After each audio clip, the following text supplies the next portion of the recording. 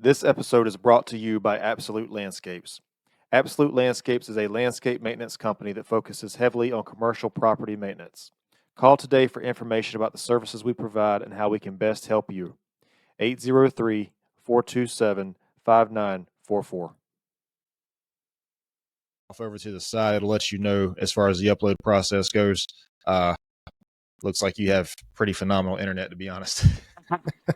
Same thing so far. Yeah. So yeah, man, if you just want to kind of introduce yourself and kind of give it maybe a background and we can go from there. Yeah, cool. Well, my name's Travis Eaton, born and raised in North St. Paul, Minnesota.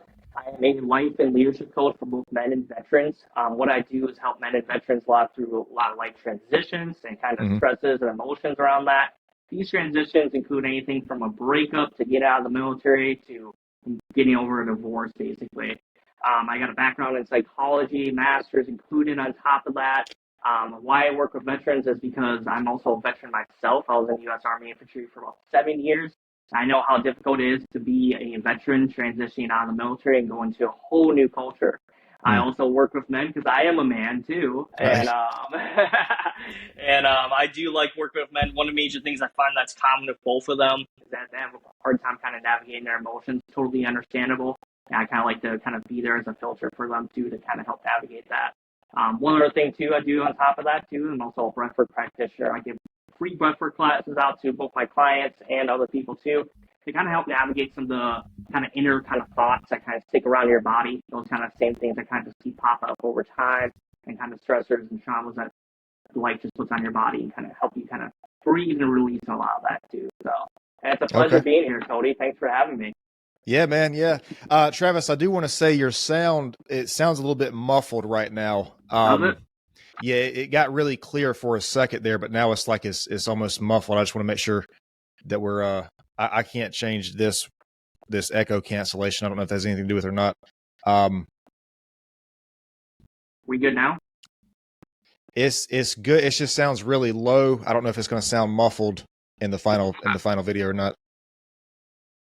That's a lot more clear right there. Yeah, that's a lot clearer.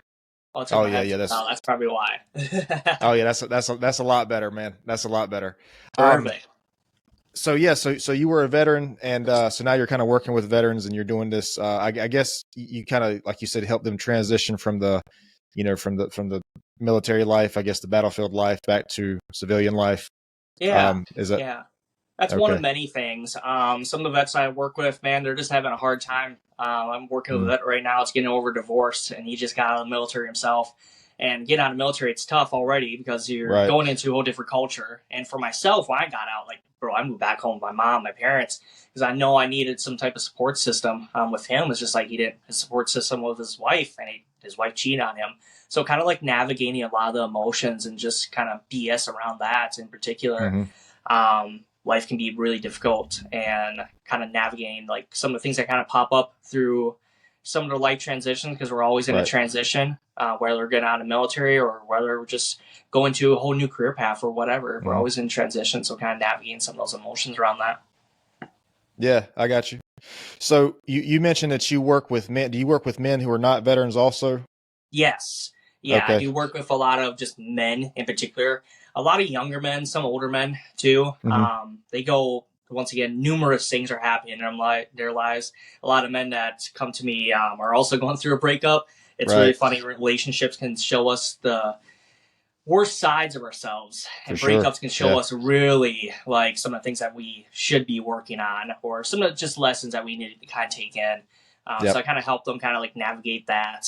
Some of the men I've been working with since COVID, they just they're having a hard time finding their life. What kind of job do I want? What do I value? Really, I think that's a major thing I work with all my clients is what do you value? We're given a lot of values in society, but we're never told what we value as individuals. So, So I'm curious to get your thoughts on this, Travis. You so you're working with these veterans, and it's like they're in the military, they're on the battlefield, they have a mission, basically. They have a mission.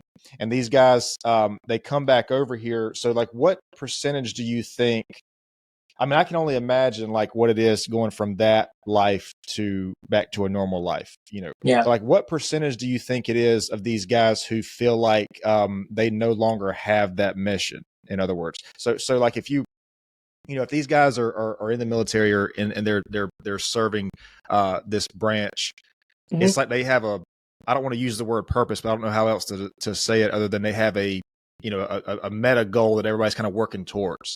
Yeah. Do you see that a lot? Like these guys coming back over and it's like now, I mean, they've kind of done something huge, you know what I mean? As far as like effects go for society, like do you see a problem with these guys having like, they don't have anything to compare that to? Like it's like when they get back home, there's not really many things that's going to compare to that as far as the effect that has. Am I making sense here? Is this for sure? Yeah, I totally get what you're saying, and yeah, that's I'd say all of them too have that kind of aspect, whether they served overseas in Afghanistan or Iraq, or whether they're just in the military in general. I think, and you'll see us in the veteran community too.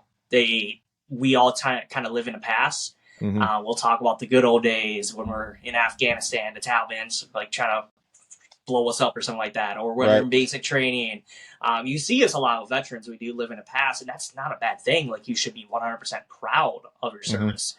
You should be 100% grateful for, the things that you experience. I don't want to say grateful, but you should be proud. You should be 100% proud.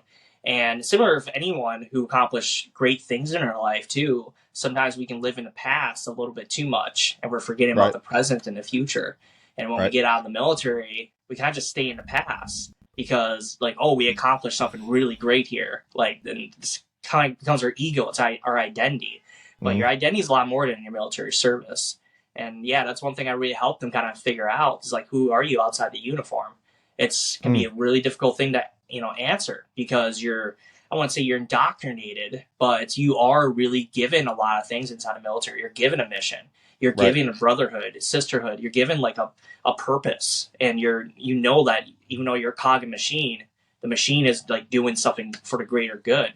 So when you're not that cog in the machine anymore, when you're don't have that mission, like, who are you, like, outside of that? And that can be a really difficult thing to answer. I know for myself, I went through the same thing, my friend. Like, I got out wanting to, go through my education. I want to be one of the few family members or few people in my family to have a master's degree. I didn't really see myself getting into like coaching or anything like that. I didn't know where this was going to lead me. And it can be hard not knowing like your mission, but it can be really inspiring to kind of jump into things and kind of see your mission unfold in front of you.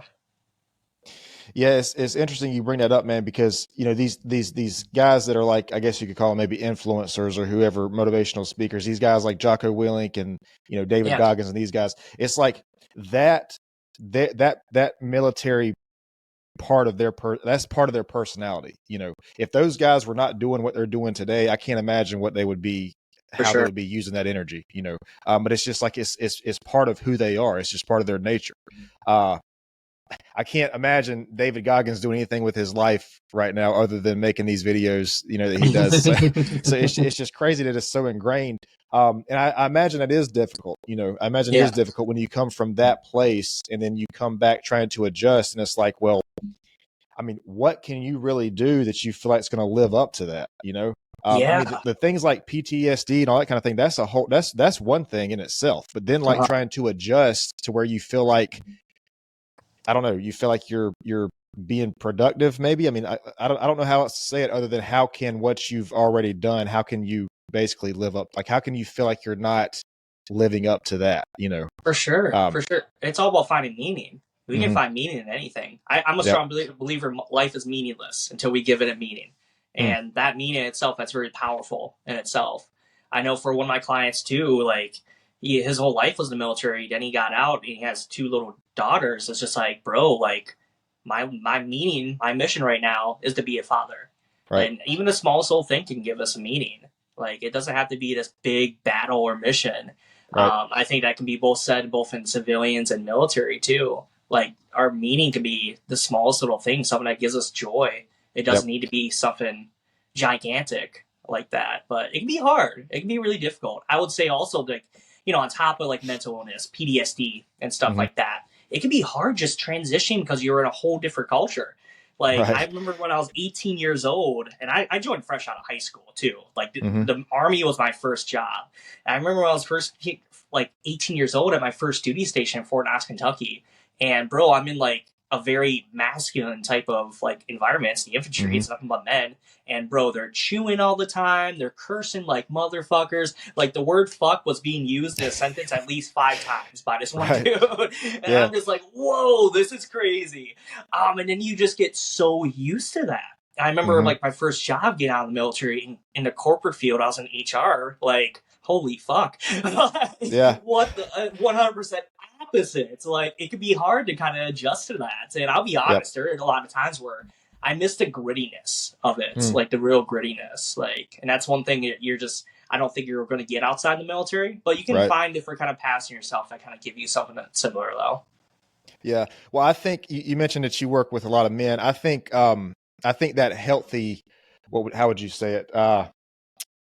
That healthy masculine environment is healthy for a lot of men. A lot of men don't have that as children. They don't see that in a healthy way. Like, what they see as who a man's supposed to be might not be a safe or healthy version for them. And I heard a guy say one time that he thinks everybody should have at least 2 years. He thinks it should be mandated to have at least 2 years of military service. And this guy was a Vietnam vet, so he's had his share of things. I see where he was going with that, and I understand that. The problem that I have with that is, if I'm on a battlefield, I don't want a guy next to me who doesn't want to be there. Yeah. So I see, but I think kind of the point we're making here about that environment, having that healthy, I think that was his point. That we kind of all need that. And there's the discipline aspect to it, and you I'm sure you learn a lot about maybe who you are and the brotherhood and that kind of thing. So I get that part, but so I just wanted to make that point because I think that's important, especially for men, man. That masculine environment, being in that environment, being in a place where you can encourage each other, whether that's in a what maybe seems like a positive or negative way, I think that's just important for us, though. I really do. I agree too. For growth.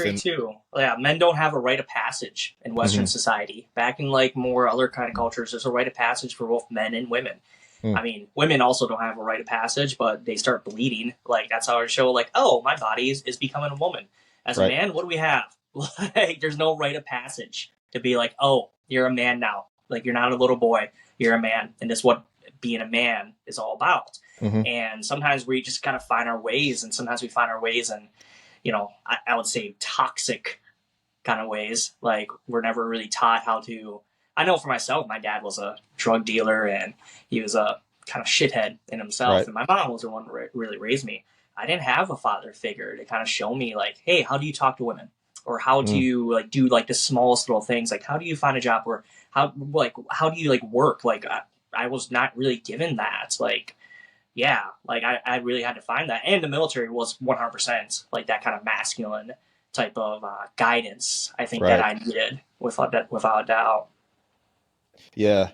I see that, man. I can see that being the case for people, because I hear people say a lot that they didn't have this masculine figure, or the figure they did have is maybe somebody they didn't really set a good example.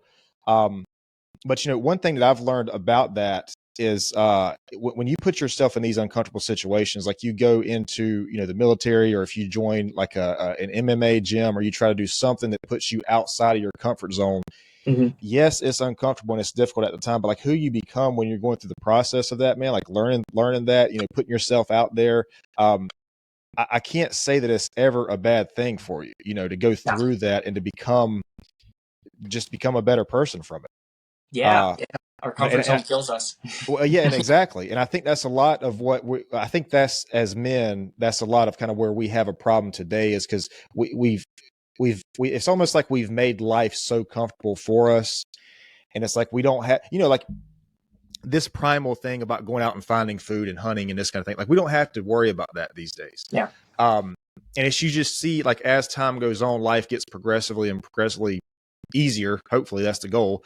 But it's just like we it's like there's so many men who are like trying to find these outlets to initiate this thing inside themselves, like whether it's the gym or martial arts or the military or whatever, it's almost, man, I want to say it's almost like men these days are craving that, they're craving that response that they need to be uncomfortable and then grow. Yeah, it's being that inner warrior, like feeling that inner warrior. Right. We all have that, like as men, like it's still ingrained in us. Like we think that we advanced so much from our primitive times, we really haven't. Like we're still, our bodies and our minds are still really in the kind of tribal kind of mindset too. Like, yes, of course we evolved and like learning technologies and stuff like that, but we still need very primitive needs. Like we still do. And as men, like one of our primitive needs is go out there and kind of, I love how Jordan Peterson says, kind of conquer the chaos, build order from the chaos. There's so much order, like where are we gonna, what chaos are we gonna overcome? And I think that's one reason why men commit suicide a lot more than women. Why men have a lot more depression than women too. Like because we feel kind of useless in a lot of ways too. Yeah. And that on top of that too, you have other kind of aspects like the Me Too movements, other kind of things that are kind of just like pushing men off to the side, or men kind of feel pushed off to the side. And to be honest, I love the Me Too movement. I think that's a great thing. But a lot of men kind of feel like pushed off to the side, and then they kind of radicalize. Like I don't know if you know about the red pill community and stuff like that. I've heard. Like, and then they kind of radicalize and like really radicalize against society and women. No, like as men, we do need some type of order. Like we need some type of chaos to kind of conquer. And a lot of times that chaos can really be ourselves and how we fit in this new world too. So that's a whole aspect in itself. But I totally agree. Having some type of physical type of thing, whether it be like hunting, going to the gym. I know jujitsu. A lot of my friends do jujitsu too. Like some type of physical aspect where you're moving your body, using your body as a man. It can help your mental health, I think, in a whole new direction. For sure, yeah. And my last guest that was on a couple week or so ago, Carlos Brigante, he was talking about this. When we have that lack of this, we have that lack of this direction or this thing. I mean, that's when these guys get in situations where they have all this energy, they don't know what to do, and they put it into a negative outlet. Whether it's drugs or violence or whatever it is. And I think it's so important, man, for us to be able to focus that in on a productive goal or whatever it is. Yeah. And you mentioned Jordan Peterson. First of all, I love Jordan Peterson's content. But the fact that he had the fame and the recognition that he did speaks volumes, because that means that there's so many people that are like eager to hear that message. And I see what you're saying too about it being radicalized, but even the radicalized guys, like even the guys who are like way on the other, like the red pill guys who are way on the other end of the spectrum, the point is the same point. Like people wanted to hear what those guys are saying, whether you agree with them or not. The point is like they got the attention of a lot of young men, For sure. And so I don't know, man. I think it's just really important for us to be aware of what's happening with that today. And that's a very deep rabbit hole we can go down that I don't know if we have time for today. But I mean, I'm sure you see this in your work though, and I do actually have a lot of men that talk to me about, like, well, what am I supposed to be doing with my life? How do I find my purpose? How do I feel like I'm just supposed to be doing something more than what I'm doing right now. And man, that's just, I can't imagine, like, I don't know how to phrase this without it sounding a way I don't want to. Just being lost, like it's just like so many people are lost these days, Yeah. So anyway, I'll keep talking about that for hours. Man. we got to change topics here. So okay, so you work with guys who have like PTSD also. Yeah. I do work with some veterans, not really in a mental health kind of aspect, but I'm a strong believer that everyone has a trauma in some way, shape, or form. A lot of vets have PTSD, whether it be real PTSD, like real complex type of PTSD, or it's just like some type of kind of form of mental illness. There are vets that I work with that have that too, without a doubt, and men. there are a couple cases where I'm just like, I can't 100% help you, and I got a whole network of therapists I can kind of, give you over to. But yeah, there are a lot of men that I do work with like that too. So you said you had a background in psychology. So just from your background of that, what is PTSD? Because I think people think about it different ways. So like, I guess the generalization of it, what is it? Is it just that something happened that you're kind of traumatized from that you have to kind of work through? Because I don't really know. When people say PTSD, man, I feel like the context that I've heard it in is like, it's almost like a spectrum, it's kind of all over the place. I feel like, and maybe, I don't know, maybe that's how the definition of it works, but so it's, what is it? Post-traumatic stress disorder. Right.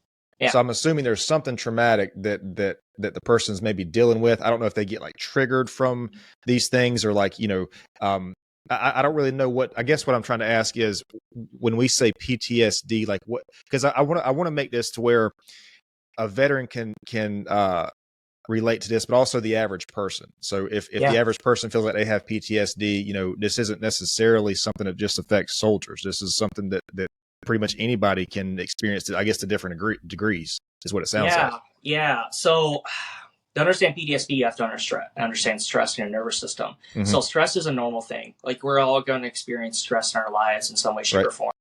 There's a good kind of quote that I love that pain is inevitable, suffering is optional. And we all are going to experience pain. Like, that's how we grow. Like, as individuals, that's how our bodies grow. It's how our minds grow. Like, life can be very painful sometimes. I think when PTSD really kicks in is because when the pain is too much, like your nervous system's going way overboard. Now, this happens due to numerous reasons. This can happen with veterans on the combat field. It can also happen in veterans just through a normal day of the military life, because it can be very demanding, without a doubt. PTSD is just like when your body and your mind just go 100% way over to the stress system, and your body doesn't know how to interact with this. It can show up in many ways outside of that too. Sometimes it can be you not being able to sleep because your body's still like way over in your nervous system. Like, your nervous system's still really spiked from whatever that you experience. It could be like you having flashbacks. It can be you just being really just jumpy, or even some of the most minor things, like you always need to be facing like the doorway or be away from a window. I know for myself, when I got back from Afghanistan, my last tour, I had a hard time with fireworks, because we had a lot of mortar fire. So 4th of July was the fucking hell for me. Even though I love 4th of July, I'm American. I fucking love that. Let's drink Bud Light and blow shit up. I love that. But for me, it was very triggering, just because there's just so much my body was still kind of just like, whoa, like we're kind of back in it. And there's just a big disconnect between your body and your mind. Really, your mind knows you're not there, but your body's still in there. And it's very funny. The body is the second mind. Like, we always forget about that. The body holds a lot of the same energies, a lot of the same memories that your mind does too. So it's really just your nervous system being spiked over so far to the right-hand side. And this can happen, to veterans. It's going to happen to civilians. Like, stress is a very subjective term. What you find as stressful may not what I find as stressful. What you find as traumatizing may not what I find as traumatizing. Right. Because we're built on so many different variables. Like, there's complex PTSD disorder that can happen through, you can have PTSD from many different aspects, even the smallest little thing. I think we're kind of stigmatizing, I think society really stigmatizes PTSD as being this whole thing that, only veterans or maybe law enforcement only get. A lot of people can get PTSD, man. It's just when your nervous system's so spiked over to the right-hand side that your body's still living in a stress reaction. And that stress reaction manifesting in different ways, like to include memory loss, or have a hard time breathing, or not being able to sleep, or just even the kind of smallest little things, because your body doesn't want to relive whatever you went through. Right. Yeah, that's a pretty good description, man. So what I'm kind of hearing right here is that people can have PTSD and not even be aware of it. They could think like if they're having would you call it an episode? Like is that what it's called? Like there's an anxiety attack, but so they could be having a PTSD attack or episode, whatever it's referred to, and they'd not even be aware of it. They could just think that they're maybe anxious or whatever. Or it could also show up in your personality. because as human beings, our one thing is like we're meant to survive, right? Like we're an organism, we're meant to survive. I read a book the other couple months ago called Psychology and Money. I'm a strong believer that we all have PTSD when it comes to money, because I don't know about how old you are, but I'm 31 years old. My generation lived through a lot of shit when it came to money. 2008 crashes, Y2K, all this type of stuff. And a lot of us have a hard time even saving money, or we don't know what to do with money because we saw all this type of shit throughout our time too. You see this a lot with people that lived through the Great Depression in general. They had a hard time investing money because just like they'd rather just save it, because they're just like, they don't know what's going to happen. The stock market could crash, just could happen, or this. So I'm a strong believer that PTSD can also reflect in your personality in a lot of ways too. Yeah. Well, so I'm 30, so I definitely see what you're talking about, because it's almost like, man, when we were children, it's like it's almost like what we were taught was basically save money, put it in this, put it in that, save money, and when you retire one day, you'll have the money. But I'm nowhere near financially educated enough to talk about this, but I feel like the days of saving money, and having it in a 401k or a fund or whatever, I feel like those days are kind of slipping away, man. Yeah. I don't think it's the same as what it used to be when we say save money. Well, first of all, we have inflation, which is absolutely insane right now. But yeah, no, I see your point with that. Like, I mean, and the problem that I have, what kind of concerns me with that is if this PTSD to whatever degree, because like you're right, we always hear about it being like with the veterans, with fireworks or law enforcement. We always hear these what sounds like stereotypical examples, but we never hear of like the just like the average person and what they're and like you said, it's all relative. It depends on the person. But what concerns me about that is, though, we say it's part of our personality, so that means that can influence the decisions we make. If we have a PTSD and we're afraid about something, whatever that thing is, that can influence the decisions that we make about that thing. So when you have a person, and I know every situation is different and is subjective to the person, but like in general, what are we trying to do when we have this PTSD, this maybe like part of their personality? Is there a certain way? Like, I don't know. I'm sure there might be medication involved, but I'm asking for like more of like, I don't want to say therapeutic, but like maybe like, is there something physical they can do to get through this? I mean, how can the average person like just basically get through that? I mean, I guess there's probably mental health involved, professional involved at some point. For sure. I don't know. Yeah, I can't speak too knowledgeably about that because I'm a coach, not a therapist. I will say though, some of the vets I deal with and the men that I deal with that have some type of mental disorder, I put the ball in their court, because it's about their evolution, how far they want to go, and what they're comfortable with. If it's a part, I'll say it's a part of their personality. I think it covers up their personality maybe in a lot of ways. Doesn't allow them to be 100% themselves. And that's totally fine. Like, well, even if you're not being 100% yourself, you're still being yourself. Like, you want to feel safe 100%. You want to grow still. A lot of men that come with me, or my vets, like, they want to grow. So I put the ball in their court. How far are you willing to grow? Like, what do you need to kind of move past? Like, yes, this can be painful. Exposure therapy, I know, is a great thing for vets. I know it's a great thing for other people too. To kind of be slowly exposed to whatever the stressor is. I know for myself, I'll just speak for myself with fireworks. Like, I just need to be exposed to it. Like, I flat out. Like, and I also need to be exposed to other things too. Like, I had a hard time with sitting with the window behind me or not facing the door. Just slowly expose some of that kind of stuff. I'm not going to lie. Like, I drank my ass off a lot too when I came back. I think alcohol had a therapeutic effect on me though, because I used to drink a lot by myself, which is strange. Everyone looked at me like, "What are you doing?" I'll just drink by myself, be alone with my thoughts, and kind of dig a little bit deeper myself in a lot of ways.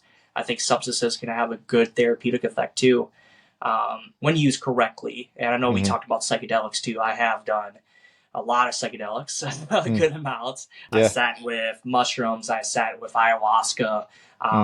LSD, and a lot of kind of therapeutic and kind of shamanic kind of ceremonies too. They have definitely helped me too. They helped me kind of gain more exposure to whatever the stressor was and kind of allow me to dig deep. I would say one thing I do personally, if I see someone that has like some type of kind of engraved mental illness or something like that, such as PTSD, I do offer breath work. So breath work, somatic breath work, sometimes like I facilitate, allows you to kind of dig deep into the bodies and the traumas. Traumas are kind of like lying around there. So you breathe in deep, and it's so funny when you breathe, you spike your nervous system over to the left or right into your sympathetic nervous system where your flight or flight system is, or your parasympathetic system where you're more relaxed. So we normally do like an hour long of like kind of breath work, similar to holotropic breath work, where you're spiking your breathing way over to the right hand side, and it allows your body to kind of release some of the energies that can come from that. Sometimes these breathwork sessions can be really intense. A lot of my clients end up crying, screaming, because the body just needs to release whatever's hanging around there. Sometimes we release things from the mind and we're just like, okay, we're away from that, but the body needs a somatic release. We don't get to do that in Western society a lot of the times. A lot of times, like, we do need to scream. We do need to cry. But we need to soldier on through whatever stressor is for real reasons. If you're getting fired at, if you're getting shots fired at you, you're not going to lay down and cry or scream. Even though your body needs to do that, you're not going to do that because you need to survive and your buddies need to survive. But when you're out of that stressor, taking that time to kind of breathe deep into your body, allow your body to release whatever it needs to release, that has been a whole new world for my clients too. And not even with PTSD. Some of like the inner critic shit that I've also had to deal with as a man. Some of the self-defeating thoughts too. They stay wrapped up in my body. But even though I got them out of my mind, and we're thinking positive affirmations, doing the whole self-help personal development bullshit, but it can stay really wrapped up in our bodies sometimes, and we forget about that. So it's breath work itself has been amazing for both myself and my clients, but also psychedelics too. Ayahuasca has opened up a whole new world for me personally. So yeah.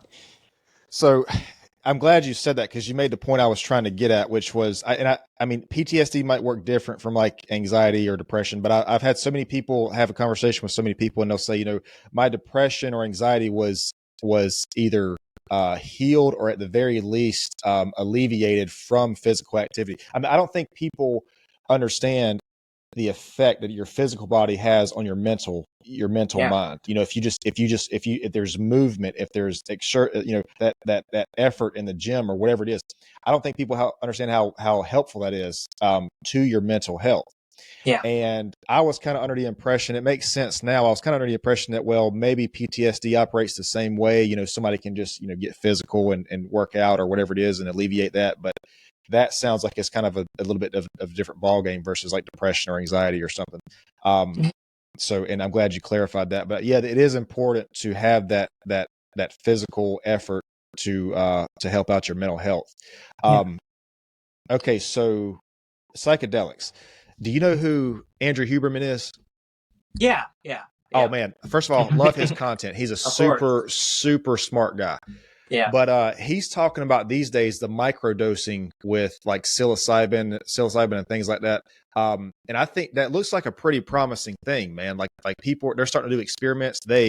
Professional scientists are starting to do experiments where they're microdosing people. So just to give people an idea, we're not talking about getting high on, like mushrooms or anything here. We're talking about a very small amount that they're using, and it's alleviating things like PTSD symptoms, depression symptoms, anxiety. I mean, it seems like this is a pretty optimistic thing for the future. If they continue to go through this and fund this and study this, it looks like it has a lot of good benefits for these mental health disorders, I guess, maybe. Yeah. I also microdosed mushrooms too before.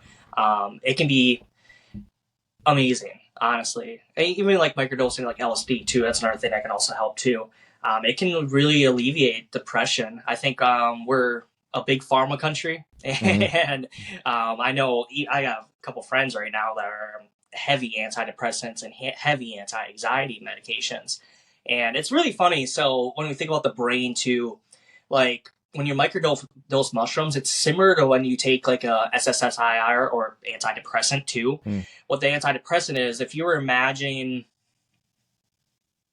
Do you drink coffee? I imagine you drink Oh, coffee. sure, absolutely. Yeah. So have you ever had like a a black tea or something like that too? hmm Yeah. So what if you ever get off of coffee, which I'm off of coffee right now, and it was a hell of a fucking journey. Holy shit. Man, I don't even want to Fuck, know. I'll tell you what, psychedelic experience, shit. But coffee itself is like an antidepressant. If we're hmm going to talk about like what the antidepressants do to the brain, hmm what it really does is suppresses a lot of things, and it spikes up a lot of different helps you kind of release a lot of serotonin that your brain just can't do by Right. itself.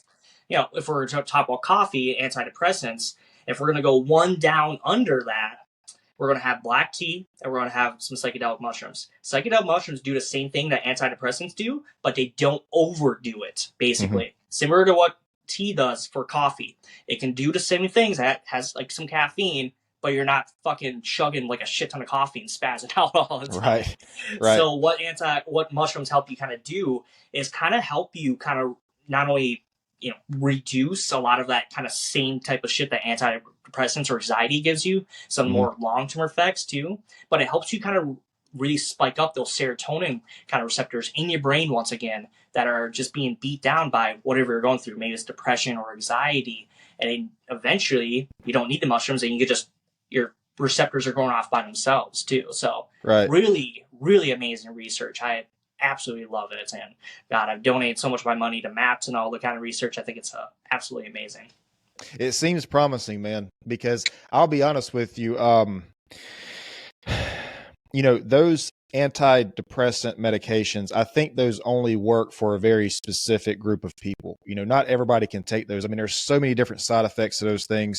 Some people feel worse than they did before they started taking those things. And, Yeah. there's like a book of side effects that come with these things, Yeah. about what could potentially, how you could feel or what could happen. So if we could come up to a safer alternative to that, I think that would be really, really good for people. Yeah.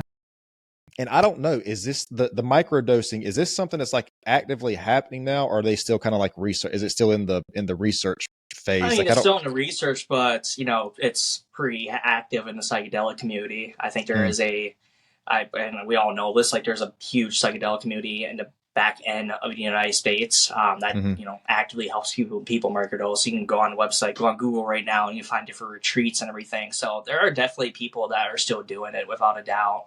Yeah, and I guess the loophole is this is like some religious institution, like I don't know. I guess it's like a monastery or whatever. Yeah, it's a I would imagine. nonprofit or something like that. Yeah, that's how they kind of facilitate themselves. But yeah. Yeah, that makes sense. Yeah. But yeah, man, it's like, I don't know. But now I've heard also too, and I guess you wouldn't maybe get this from microdosing, but I've heard with the people who do like psychedelics, I guess like recreationally, there's also a portion of those people who have such an intense, what would you call it, experience or realization that it's almost like it depresses them more. So I guess there's side effects to anything. When I say depresses them more, it's like maybe like base reality compared to what it was. It's like I guess that's with anything though. I mean, some people, their first drink is like that. Some people, do whatever they do, and it gives them that experience. But from what I've seen from the research on this, it doesn't look like there's too many negative side effects of microdosing. For sure. Psilocybin. For sure. Yeah. I mean, when you talk about contributing to the longer kind of threshold of psychedelics too, without a doubt, people can have bad trips. Like I've had bad trips before too. Like you can learn a lot from those trips actually. Like it's similar to when you're drinking and it's your mindset going into the drink. It's not the drink itself that's making you act like an asshole. It's it's your mindset. When you take psychedelics, there's three variables that you always gotta understand. You gotta understand your attention, what your attention is going into it. Maybe it's just to have fun, party, like whatever. If your intention is, it's totally fine. Because that intention is like a seed inside your brain. It's going to anchor you into the experience. And then it's your setting too. Who are you around? Where are you? Where are you at a party? Are you at a bar? Like for some reason taking mushrooms at a bar. But where are you right now? Like, because you're going to experience a lot of different stimulus, and that stimulus is going to have a more deeper effect on you because there's so much neuroplasticity going on in your brain right now. So it's going to be impacting you pretty harder. And then it's also your set. Who's around you right now? like who was kind of helping you through this experience. If you have some asshole friends that are like trying to like scare you or some shit, then yeah, it's gonna be a bad trip, and without a doubt. So, and yeah, a major variable right there is, you know, yourself too. Like, what's your mental mindset going into it? And it's totally fine to have a bad trip. Sometimes your bad trips are like, holy shit, I need to work on this, because you get to see on the other side of your neuroticism, basically. Right. So it can really show you like, oh, I need to address this. And yeah, sometimes it can have lingering effects. It can make you kind of afraid to go into your next trip or whatever. But yeah, normally like working on your mind, work on your mindset throughout all of it, definitely helps. Definitely helps. Yeah. Well, and like I said too, we also have, like, we're talking about the possibility of, I know you're calling it a trip, the possibility of a bad trip. But also too, man, look at the people that have these bad experiences with antidepressants. You know, yeah. So either way, I mean, whatever you do, there's a potential of having a bad experience, I guess. I don't know, dude. I feel like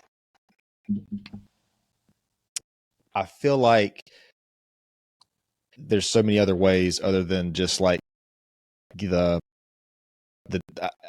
me, the dangers of the SSRIs are there. That's a risk I personally wouldn't want to take. Now I'm saying this subjectively, because if I was in that situation, maybe I would think differently about it. But I don't know. I don't know if the risk is worth it to me. For sure. But now I'm a person also too. I'm very fortunate. When I hear people talk about depression, I don't think I've had that experience with depression. My thing has always been anxiety. Like, if there's anything, my thing has been anxiety. I've been depressed at moments in my life, but when I hear people talk about depression, that's, fortunately and thankfully, that's something that I haven't experienced to the degree that these people are talking about it. So maybe my mindset would be changed if I was in that spot and I just wanted to feel better or normal or, whatever. For sure. So yeah, but yeah, man, like, so everything that you're saying right now, it sounds like this is a pretty, I would say this is a pretty admirable thing. Like, you're talking to these guys and a lot of times vets, and you're trying to bring these guys back into, I guess maybe a functional way of life in society. And I think that's an admirable thing, man. Because we hear a lot, how vets, they struggle when they come back, and then we also hear too that we don't really put the focus on that maybe like we need to. And then there's people like you who are really trying to help these guys, and I think that's a pretty admirable thing. I respect you for that. Thank you. Yeah, it's I've been through it myself too. I can understand. Like, it can be really difficult, and there's a lot of variables that go into it. I think a lot of vets get lonely because they're not with their people. Like, it's hard to find their people. And the veteran community is very, very tight knit. Like, I got 1 million people on my phone right now. Like, Tennessee, all around the whole world, be like, hey man, I need to crash on your couch, and be like, fuck yeah, come on over. Like, we're a very tight knit group, so we like to look out for each other. So it's an honor working with all my clients too. I absolutely love it. Yeah, I imagine that brotherhood is something that's hard to replicate, out in the real world. Like, once you've, again, going back to what we said earlier, once you've had that kind of experience, like that battlefield experience, it's hard to get something that you feel like matches that, but especially the brotherhood part of it. You know, I can't think of too many things that has that same kind of brotherhood. When when your life is literally depending on the guy next to you, like, there's not many things that's going to compare to that. So shared suffering. Like, exactly. Yeah. Travis, I know we got to wrap up shortly here. Before we do that, I want to make sure I don't forget this. Do you want to put out some information about how to contact your coaching or your business, or if you have a website or social media or anything? Yeah, for sure. Yeah, you can find me at my website, www.truelifecoaching.com. That's me, myself, and I. You can also find me on my Instagram page too. That's where a lot of people do follow me and find me. It's Travis_TrueLife. I post up content all the time and everything too. And I'm starting my own YouTube channel here in a little bit, talking about different kind of things. So be on the lookout for that. But yeah, regardless, what's like best place to find me? Okay. I do have a question for you before we close out. What do you think, if you had to pick one or maybe one of the most important lessons you ever learned in your life, what do you think that would be? What do you think, either the most important or one of the most important, or maybe if you could go back and talk to your younger self, if there was a time in your life where maybe you really needed the wisdom and the guidance that you're now able to provide, if you could go back and talk to your younger self, what do you think is either maybe something you might say or an important lesson that you think you've learned? Yeah. It's a great question. I will say, you don't need to pretend to not feel your pain. I feel like a lot of my life, growing up as an only child, like I had to learn a lot of things by myself. Like my mom, bless her soul, worked 2 jobs just to support me, and my dad, I had to learn a lot of things by myself. I had to learn to tie my shoes by myself. I had to learn how to do a lot of things by myself. Hell, I still don't know how to ride a bike, to be honest. Like I had to learn a lot of things by myself. And I got to tell you, it's nothing more frustrating than a 5-year-old learning how to tie his shoes by himself in the doorway of his parents' house. Like very frustrating, and some of that energy still lives around me. So not being, it's okay to like be open if you're pain, be open if you're suffering. I feel like a lot of times in the military, I also shove down a lot of things, a lot of stuff, just kind of soldiering on. And even my civilian life, like kind of soldiering on through it, kind of being more positive and optimistic and kind of thinking the other way. But it's bullshit. Like it's okay to, kind of speak your truth and be negative sometimes. Be like, hey, I'm fucking sad because of X, Y, and Z. Just be kind of open, be kind of vulnerable about that. I think vulnerability shows a lot of strength for men. When we're kind of be open, just vulnerable, like, hey man, I'm actually having a really tough fucking day today. Like today fucking sucks. That really hits home for me because personally, it's hard to be open about your suffering sometimes. And when you're open with that, you can also have people help you. Like, or you can just be transparent about it. I think a lot of relationships kind of end because there's a lack of communication and one side's not being open. I know for myself, my own girl, like sometimes I'm not open enough about like, hey babe, I'm having a hard fucking day today. Can we just chill out on the couch? Like I'm not trying to do shit or whatever. Or I just need some time for myself. Just being open and being open about your own pain. Yeah. No, I like that. I'll say this too, man. One thing that I've found out, if you have those emotions, if you have something going on with you, I'm not saying you have to go broadcast it to the world, but if you don't address that, if you just kind of like try to bury it and repress it down, it'll be twice as bad next time you feel the thing. And I think too, though, that we being men, I think sometimes we feel like we're not supposed to have emotions, Yeah. I mean, I think acting on emotions and having emotions are 2 different things. But I wanted to say this is a book that I refer to a lot, which is Man's Search for Meaning, Viktor Frankl. Yeah, I love that book. Man, one of the best messages he has in that book is if you can give a meaning to your pain, if you can give whatever that pain is, if you can give a meaning to that, it's like it helps you get through that. So whatever it is that's going on in your life that you're having an issue with, if you can say, okay, well, this is happening because of this, then me in my personal experience, that's helped me get through certain things because I gave it a meaning. Because then it's not just, it's not just pointless. It's not just happening for no reason. I mean, we're basically promising ourselves a reward or like some sort of reason for why this is happening to us. And I know that's easier said than done on the outside looking in. I know when you're in a situation, it's hard to say, hard to think that. But I know just from my personal standpoint, it seems like that does help out a lot. Yeah. So I love that.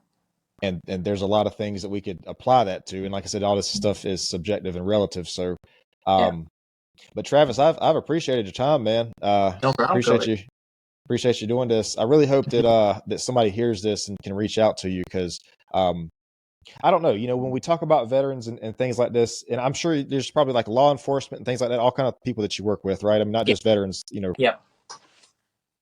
So, without doubt. Yeah. So I hope that these guys can reach out to you and really, get their path straightened out because we appreciate you guys, man. We appreciate what you guys are doing out there, on and off the battlefield when you get there and when you come back. And we appreciate you. I think that we as a country need to kind of like get back to our roots. You know what I mean? Like just the mentality we have these days. We need to kind of see how grateful we need to be. You know, we kind of drifted away from some of the founding values, I feel like, but there's a lot going on these days, man. I mean, there's all these different, you know, philosophies and movements and groups and everything, and it's just like, how do you keep up with all this? You know, I mean, there's so much going on. But yeah, man, I appreciate it. Appreciate what you're doing and appreciate your service. Travis, I'm gonna close this out really quick. Let me explain to you how this works, and we'll go from there. But I appreciate your time, man. Yeah, no problem, my friend. No problem. This has been awesome.